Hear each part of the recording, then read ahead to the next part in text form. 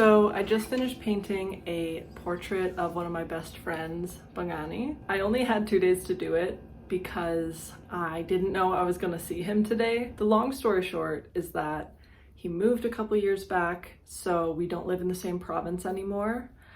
But he's been working in Saskatoon, which is a city that's 2.5 hours away from the one I live in. I've been able to visit him a couple times this year, but as you know, I had a health flare-up and got hospitalized, so I didn't think I was going to be able to see him before he flew back to his house. But I've been really taking care of my health and recovering quickly.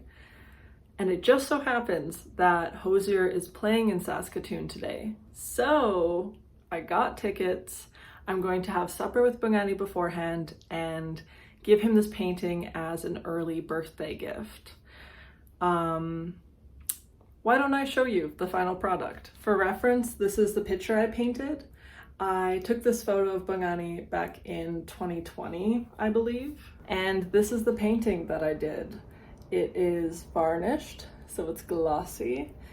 I didn't have time to add the little flowers or any textures to the background, which I would have liked to do. Perhaps I'll just paint him again in the future and work on that. So yeah, I really hope he likes it, and I'm gonna be pairing it with a Donna Summer album that I found for him.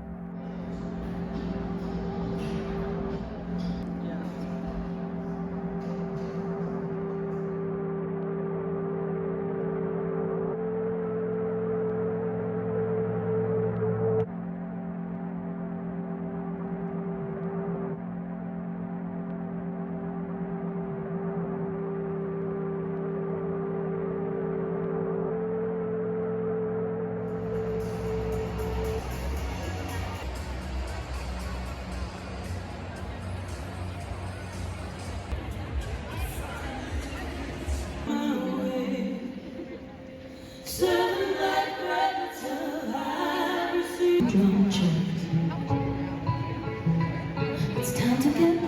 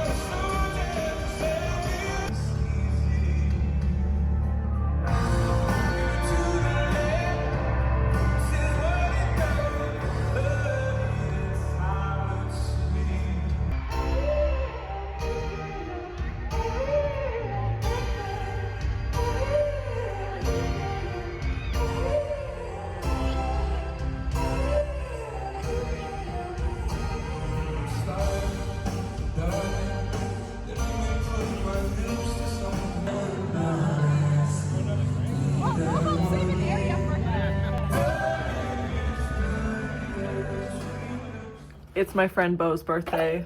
I got him a gift, weirdly matched myself to it for some reason. And I'm very excited to see him today. We are doing a small road trip, and I know what city we're going to, but I don't know what we're actually doing there. So that'll be fun.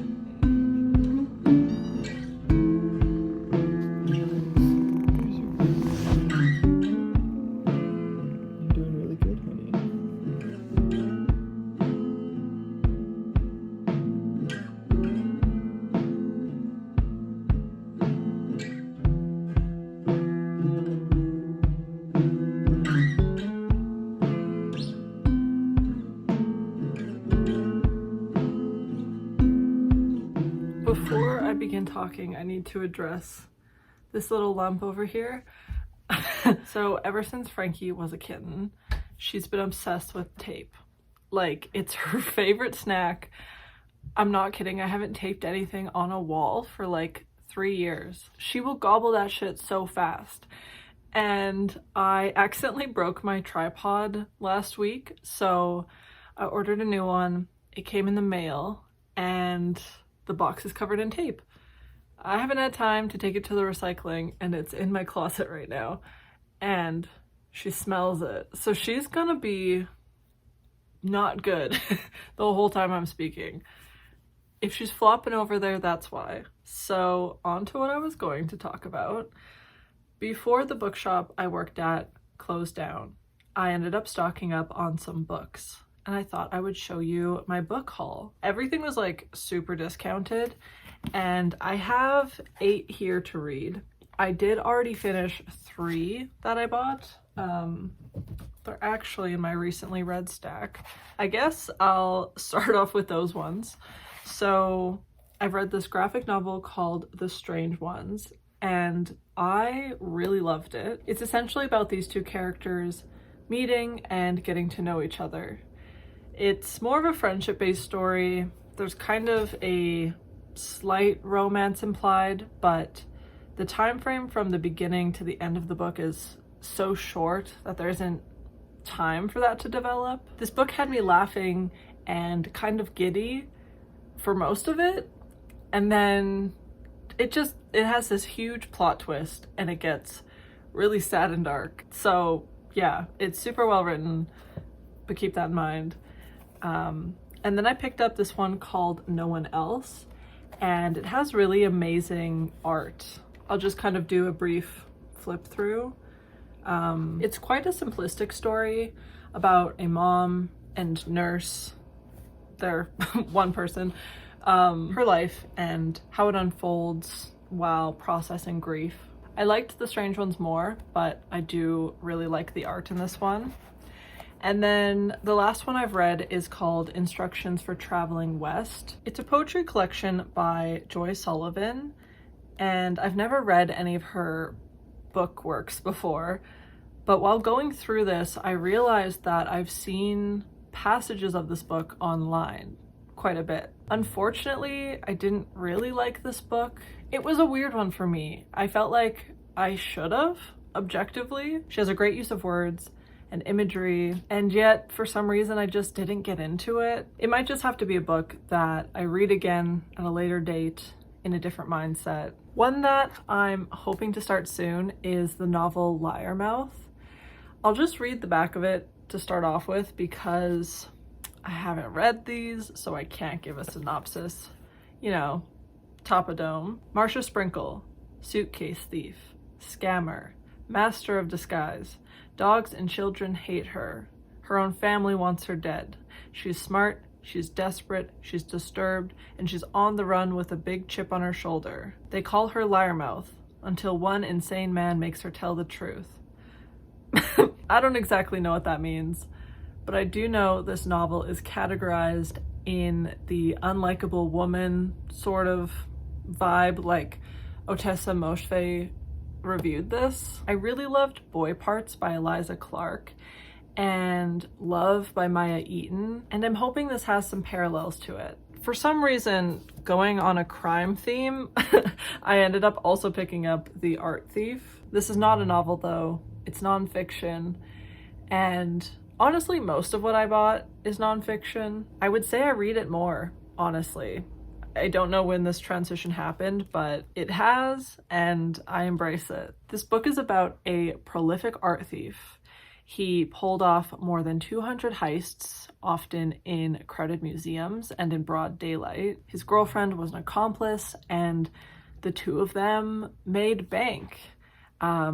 I'm guessing he was caught at some point because the last sentence says, "Until everything came to a shocking end." I don't know anything more. But at my time of working at the bookstore, this book was highly regarded and quite a few customers recommended it to me. So I thought I would finally pick it up. I also got a short story and song collection called Islands of Decolonial Love. The back of this book says this takes place while traveling. It lists in trucks, fishing boats, canoes, bars, reserves, curling rinks, highways, and it seems like it all comes back to learning, fleeting moments, and finding safety and humor in everything. I originally started stocking this book in the bookstore because I was very intentional about having Indigenous literature in every genre. At the time, we only had 1 or 2 short story collections from Indigenous authors, and so just trying to find more, this one came up in an article, and I would say it quickly became one of the best sellers in that section. So just like the last, it's also highly regarded, and I'm excited to get around to it. Now, this is one I ordered about 7 months ago. It was back ordered for a long time, and I figured I just wasn't gonna get it, but the timing worked out, and it came right before the bookshop closed. It's called Queer Budapest. Frankie, specifically analyzing the years between 1873 and 1961. Frankie is playing with a toy right now. Oh my god.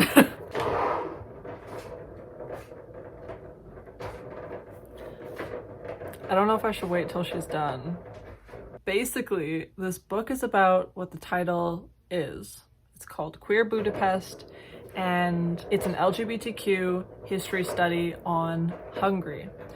And I picked this up because my family's Hungarian, I am queer, and I'm trying to better understand how those two things interlink, because queerness is not okay there, and it's a part of my identity that I really struggle with, trying to figure out how to be both things. To current day, like, you can get arrested if you're under the age of 18 consuming queer content. Like, it's bad, right? And it hurts, like, a lot. And I didn't know there was a book about this. It talks about some formal things like laws and legalities within queerness in Hungary, as well as how things like World War II changed it all. But it also discusses gay culture and counterculture. I don't know when I'm gonna get around to it, because it's dense, and I'm guessing I'll have an emotional reaction to some things, but I have it nonetheless. I feel like I should be faster in giving these book previews, so I'm gonna try that out. Teeth by Dallas Hunt. This is a poetry book. I'm in love with the cover. They have Indigenous beadwork making a jawbone. This collection seems like it has a lot to do with the horrors and loneliness. It's something a little dark. Another poetry book, there is Tupac's. I read a great length of this when I was younger, like an old teen or maybe 19 or 20. I found Tupac's work very inspiring when I first started writing poetry, but I never owned this book. I borrowed it from a friend once and took pictures of my favorite ones, and you know, that kind of made some fade. I feel like reading this will still feel like I'm reading it for the first time. And I always find it interesting when there's scans of people's actual handwriting, which is something I did in my second poetry book. It's a format that's not done often, but often enough for me to recognize that I love it. I'm rambling. Okay. I also bought an essay collection called Wrong Is Not My Name. Notes on Black Art is the subtitle. I'll read a quick section from the back. A rigorous blend of diary, theory, and critique, Wrong Is Not My Name considers how Black women craft passionate, queer lives through visual, culture, and performance, and invents a new language of art criticism on personal terms. I love everything about this. As an ex-art uni student myself who had a lot of difficulty with institutionalized creativity. I think the pushback on art criticism and how that blends with identity is so important to explore. I think it's endlessly interesting and more of us should be doing it. I know for a fact I'm just gonna devour this book. It is so up my alley of interest.